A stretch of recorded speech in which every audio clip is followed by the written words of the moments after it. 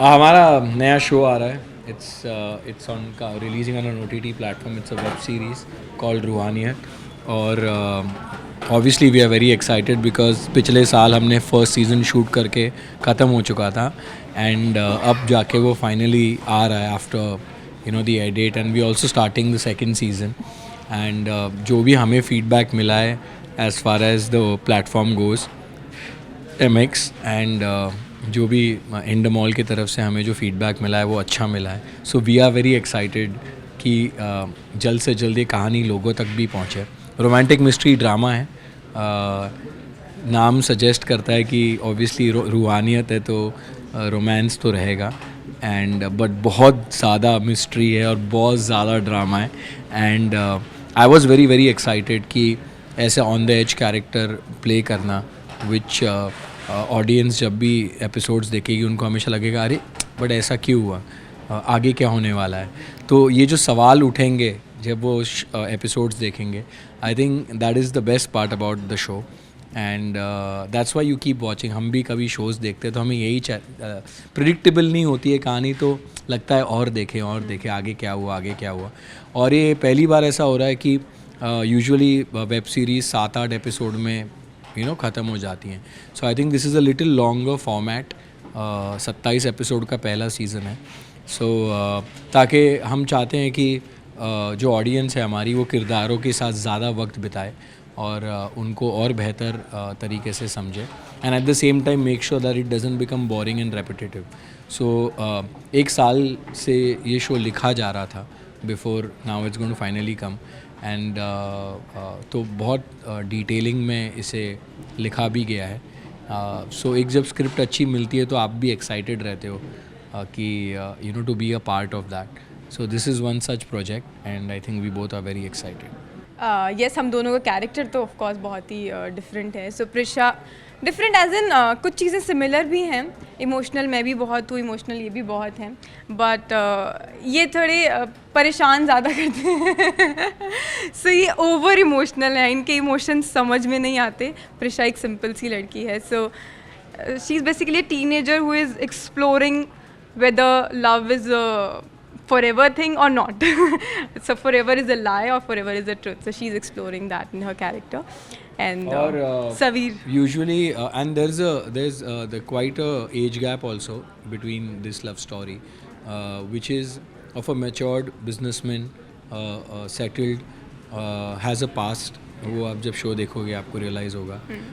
And suddenly this young bubbly girl comes into his life and how इसकी ज़िंदगी पूरी बदल जाती है. फिर वंस ही accepts her in his life इसकी कैसे ज़िंदगी बदल जाती है. तो आई थिंक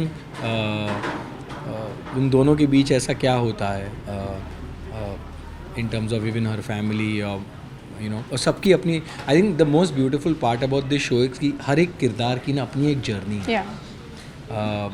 और एक ऐसी जर्नी है जो सब लोग अपनी रोज़मर्रा ज़िंदगी में जैसे जी रहे हैं उससे रिलेट कर पाएंगे. Of course there is lot of drama, there is lot of mystery. आपको लगेगा ऐसा क्यों हुआ, ये ऐसा इसने क्यों किया, ऐसे कैसे कर सकता है, ये ऐसा लगता नहीं है ऐसा है. सो ये सारे जो सवाल जब आप एपिसोड्स देखेंगे आपके मन में आएंगे, और वही हमारी कोशिश है कि लोग ज़्यादा से ज़्यादा क्यूरियस रहें कि आगे क्या होने वाला है इस शो में. तो वो हमने बरकरार रखा है. Now we just wanted to translate in terms of audience and love from fans, and I'm just waiting for it to release. Real life से डिफरेंट बहुत ज़्यादा मुझे लगता है नहीं है. ऑलमोस्ट सिमिलर ही है कनिका, मतलब बहुत सिमिलर भी नहीं बट हाँ काफ़ी सिमिलर से, क्योंकि वो भी बहुत सिंपल सी लड़की है. प्रिशा भी सिंपल मुझे इसीलिए कास्ट किया है ना. हाँ ऑफ कोर्स इसीलिए कास्ट किया. मैं कनिका इतनी ब्यूटीफुल एंड प्रिशा भी ब्यूटीफुल. हाँ यही इसीलिए कास्ट किया है. तो हाँ काफ़ी सिमिलैरिटीज़ है. मुझे लगता है कि मुझे 19 साल की लड़की है तो एकदम प्यारी बबली जैसे ये अभी आप देख रहे हो ना कैसे बात कर रही है. मुझे प्रिपरेशन नहीं लगी. मुझे I just have to be myself on the set and that's all. It's done. And I'm also like a 19-year-old, and when it comes to जैसा अर्जुन है मैं मस्ती बहुत करता हूँ, तो सवीर बिल्कुल भी वैसा नहीं है. I'm telling you, अगर ये किरदार जब आप देखोगे तो यू विल बी लाइक इतना कॉम्प्लेक्स कैरेक्टर है and we are used to seeing Arjun you know in a certain way, how did he do it, but I think that's what an actor's job is कि उस complexity को आप समझे. और मैं अपना I worked on the character in terms of मैं script बहुत बार पढ़ी मैंने. अब मुझे ऐसा लगता है कि जितना आप स्क्रिप्ट पढ़ते हो उतना आप कैरेक्टर को बेहतर समझ पाते हो कि आपको करना क्या है, इस सीन को अप्रोच कैसे करना है. Of course with the help of the creatives on the show and the directors who really help me pull off this character. बहुत मुश्किल होता है जब एक कॉम्प्लेक्स कैरेक्टर होता है. कई बार आप रॉन्ग जा रहे होते हो तो you have the you know them to guide you in the right direction.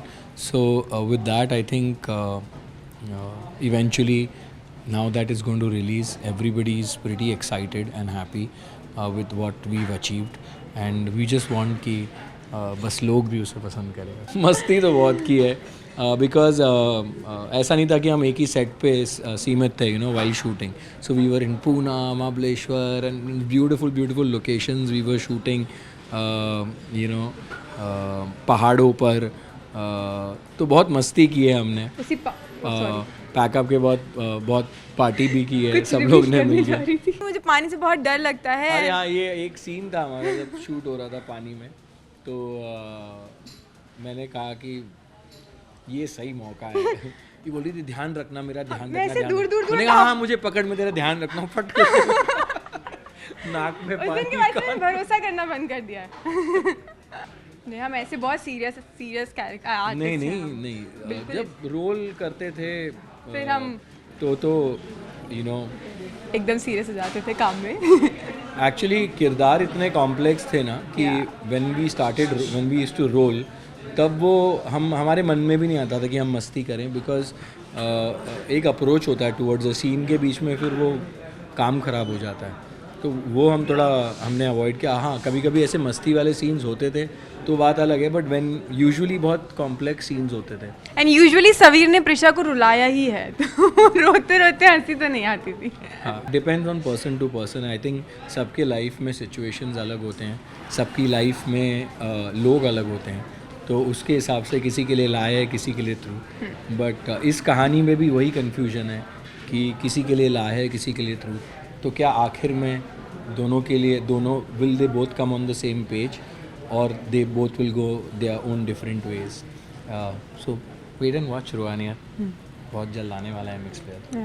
There is a huge difference because TV पे यूजुअली हमें स्क्रिप्ट तभी के तभी आती है. बहुत कंस्ट्रेंट्स होते हैं इन टर्म्स ऑफ स्क्रिप्ट्स. रोज़ यू नो हफ्ते के 5 एपिसोड लिखने हैं बैक टू बैक. और जो एक क्रिएटिव फ्रीडम एक होती है, जैसे सीन को लेकर हम अप्रोच करते हैं, वो टीवी में थोड़ी कम होती है. OTT प्लेटफॉर्म में ऑब्वियसली थोड़ी ज़्यादा होती है. ऑब्वियसली अभी government is going to come with certain guidelines, but we've kept everything in mind and we've you know done our shooting. ये वैसा वाला स्टोरी नहीं है जहाँ हमने अननेसेसरीली कुछ डालने के लिए डाल दिया है. ऐसा हमने इसे बिल्कुल अप्रोच नहीं किया. तो आपको इसमें ये सब ज़्यादा कुछ दिखाई नहीं देगा जो अननेसेसरी है. कई बार ऐसे हो जाता है OTT पे there is too much freedom that is taken, but in our show we stuck to the story, we stuck to the subject. और हमें जो प्रिशा और सवीर की कहानी जिस तरीके से दिखानी है, जो अप्रोच होना चाहिए उसको सही रखा है. और राइटर्स ने बहुत मेहनत की है, डायरेक्टर ने बहुत मेहनत की है ताकि वो स्क्रीन पर गलत ना लगे, एकदम सही लगे. उसके लिए आपको देखना पड़ेगा शो. और मैं बता देता हूँ मेरे किरदार का नाम सवीर है, सवीर राठौड़. शो का नाम है रूहानियत. इनके किरदार का नाम है Prisha. Hi, this is Arjun Bijlani. Hi, this is Kanika Mann. And you are watching Zoom.